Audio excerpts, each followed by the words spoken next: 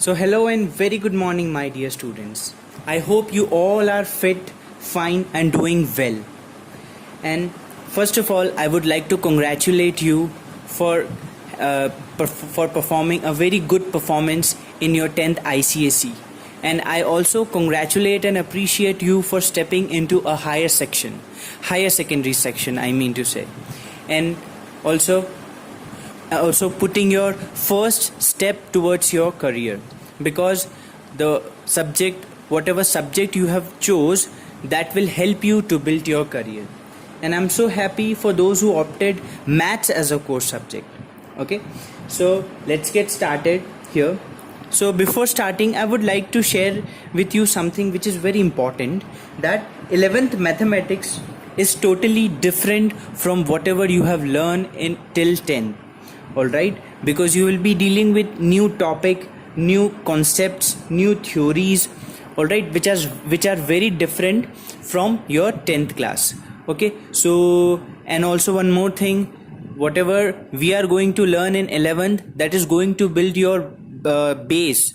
All right, so you need to be very serious and focused with your subject, with all your major subjects.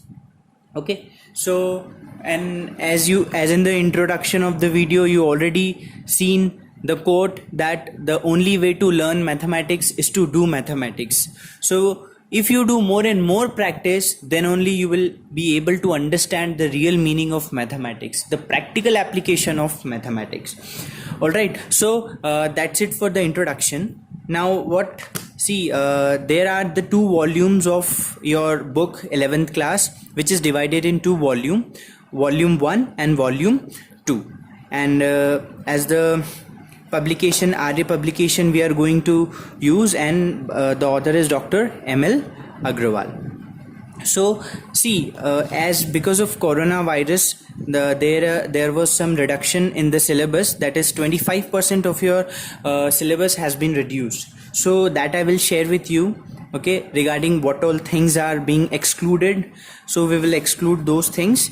And right now I'm starting with the chapter trigonometry. Why? As in, I should start with the set chapter, but still I'm starting with the trigonometry chapter because that is somewhat familiar with you. So as in, this is our kickstart. So if we would choose a subject which is familiar to you, then it would be more good. You will feel some confidence in doing the questions. All right. As in, set is also familiar with you, but we'll take trigonometry first, because trigonometry is that chapter which can create a good logic in you, a good, that means type of thinking ability and criteria to do the question. All right, so we are taking trigonometry first.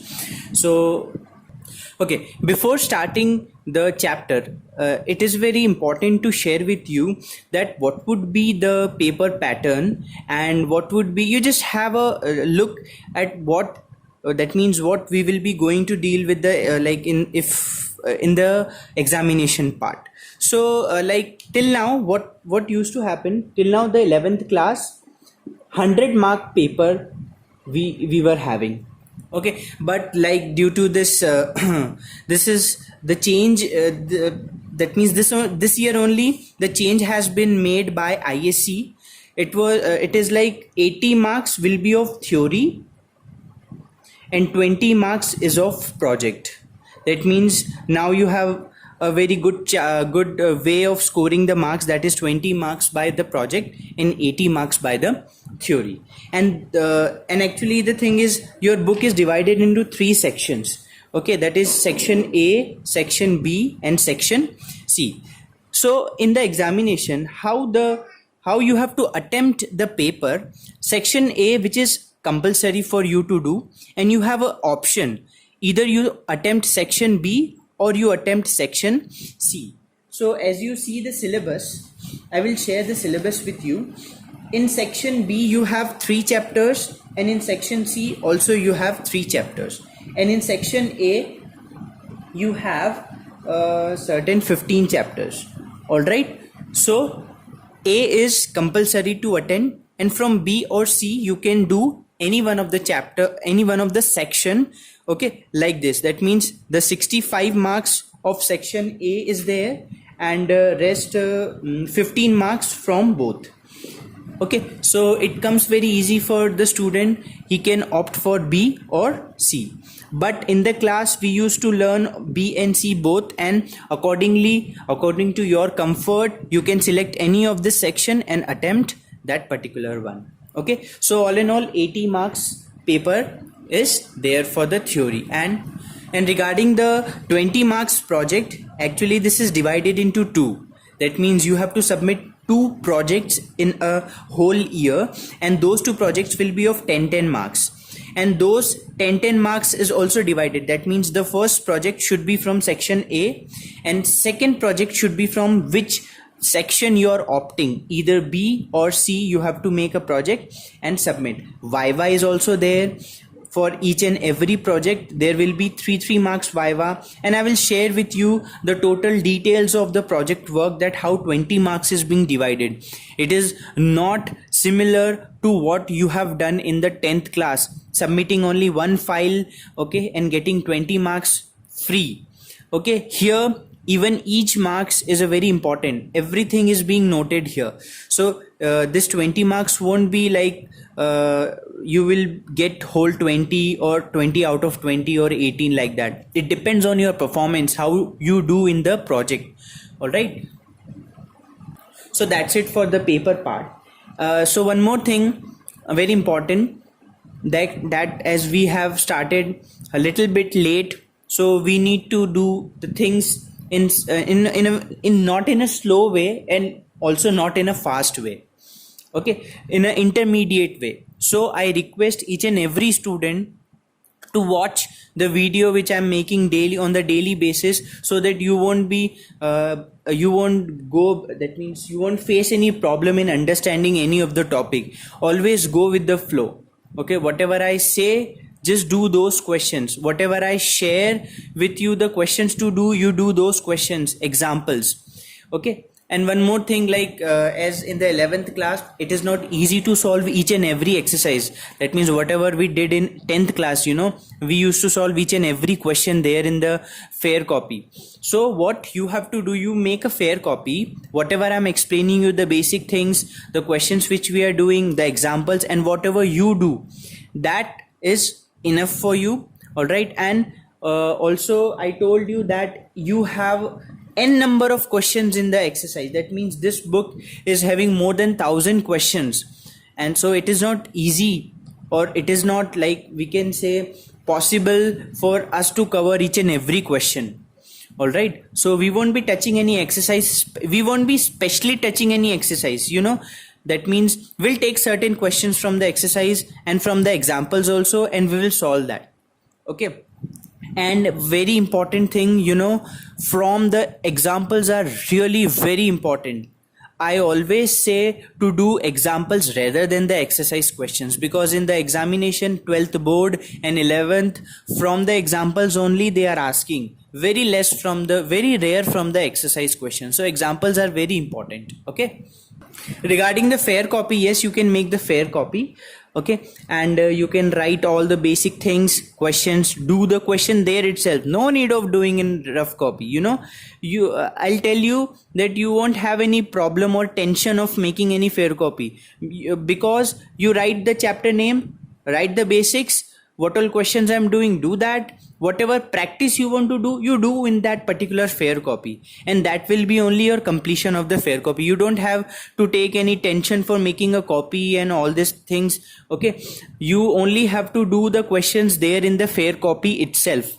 No need of writing anything on the rough copy. That will only be a fair copy, and it will be checked as and marked as a fair copy. Okay, let's get started with the trigonometry. So here I have written some basic things which you should remember before starting the trigonometry. So there are total 6 functions in the trigonometry, that is sine, cosine, tangent, cosecant, secant, and cotangent. And there, that means short names, that is sine, cos, tan, cosec, sec, and cot. Then comes the reversal relations, that sine theta is 1 upon cosec theta, cos theta is equal to 1 upon sec theta, and tan theta is equal to 1 upon cot theta. Then the tan theta is sine theta upon cos theta, cot theta is cos theta upon sine theta. And if we take this right angled triangle, then, and if this is theta, then this is the perpendicular base hypotenuse. Sin theta says perpendicular upon hypotenuse, cos theta says base upon hypotenuse, and tan theta says perpendicular upon base. So with this I want to add something, that whatever approach we have seen till 10th, that is one kind of approach, and whatever approach which we are going to see in 11th class, that is a different one. Okay, so we will be taking the help of the approach which we have seen in 10th in the 11th class. So these things we have to keep in mind. Then comes the ratio. So ratio, I mean to say that we have seen the ratios that for the 10 sine 0 degree, okay, and 30 degree, then 45 degree, 60 degree, and 90 degree. We are very limited with that means this angles only. Now we are going to head to the, that means more, I mean to say that means we'll go more ahead to the 90. That means the next end will go up to 360 degrees. We will be going to see the values up to 360 degree. Okay, so that will be I'll share you the table that how after 90 degree we'll see that for 180 degree, 270 degree, and 360 degree. Okay, all right, so we'll do some questions, the proof questions which you have seen in the 10th class, but we need to just if we give a start to the trigonometry, then let us do some trigonometric questions, okay, so that we will recall all the things and remember all the things. Okay, so let us solve this question, which says under root of 1 plus sin x upon 1 minus sin x is equal to sec x plus 10x. So in this question, what we will do, we will rationalize the denominator. Okay, so let us rationalization of denominator.